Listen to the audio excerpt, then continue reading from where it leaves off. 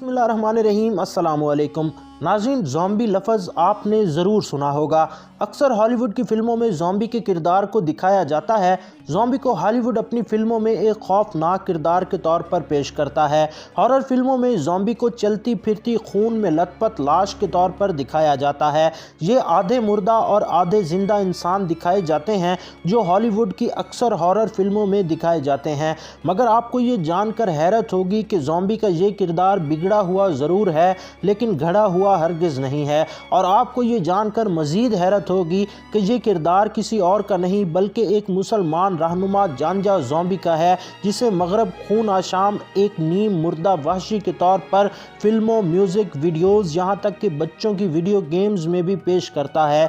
कई video games में zombie का किरदार दिखाया जाता है, जिसमें दुनिया की मारूफ तरीन video game player unknown battle ground यानी पबजी भी शामिल है। नाज़रीन, जानजा ज़ॉम्बी कौन था, तारीख इस बारे में क्या कहती है और मगरब इसे आज तक क्यों नहीं भूला, इस मौजू पर मज़ीद आगे बढ़ने से पहले अगर आपने अभी तक हमारे चैनल न्यूज़ वर्ल्ड को सब्सक्राइब नहीं किया तो सब्सक्राइब कर लें ताकि इसी तरह की मालूमाती वीडियोस आप तक पहुंचती रहें। तो चलते हैं वीडियो की तरफ। नाज़रीन, जानजा ज़ॉम्बी एक अफ्रीकी स्याफ़ाम मुसलमान रहनुमा गुज़रा है जिसने ब्राज़ील में एक इस्लामी रियासत की बुनियाद रखी थी और मुसलमानों की आज़ादी की जदोजहद में जानजा ज़ॉम्बी का अहम किरदार था।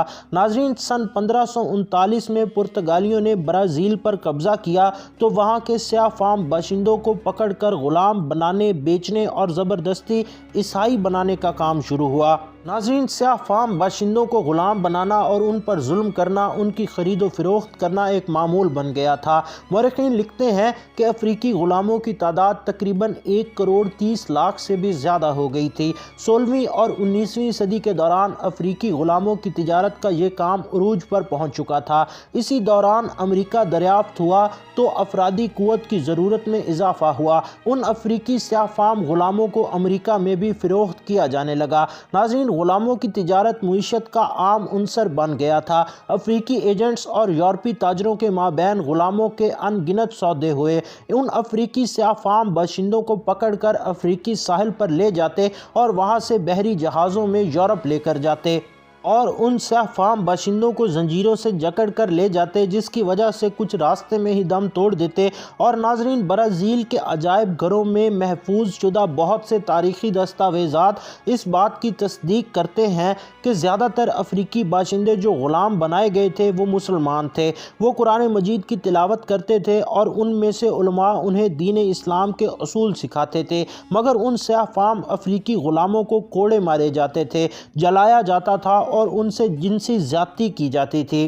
नाज़रीन, जुल्म का शिकार स्याफ़ाम बाशिंदे सफ़ेद फ़ाम अंग्रेज़ों के जुल्म से बचने के लिए जंगलों की तरफ भागने लगे और छुपकर ज़िंदगी गुजारने लगे। उन स्याफ़ाम अफ्रीकी बाशिंदों के यहाँ 1655 ईस्वी में एक बच्चा पैदा हुआ जिसका नाम जानजा ज़ॉम्बी रखा गया। ज़ॉम्बी जब जवान हुआ तो उसने उन ज़ाब्तों को मानने से इनकार कर दिया। एक तरफ तो वो उस सारे अमल के सामने डट कर खड़ा हुआ तो दूसरी तरफ उसने अपने लोगों को इस्लामी तर्ज़ हयात अपनाने और अल्लाह पाक की वहदानियत की तरफ बुलाना शुरू किया। ज़ॉम्बी ने पुर्तगालियों के ख़िलाफ़ लड़ने के लिए अफ्रीकी स्याफ़ाम मुसलमानों को इकट्ठा किया और ब्राज़ील में तकरीबन 20 मकामात पर कब्ज़ा करके एक इस्लामी रियासत की बुनियाद रखी। नाज़रीन, जानजा ज़ॉम्बी को लोग शुजाउल असवद यानी स्याह बहादुर के नाम से जानने लगे। पुर्तगालियों पर उनका ऐसा रोब दबदबा था कि वो जानजा ज़ॉम्बी से खौफ खाते थे।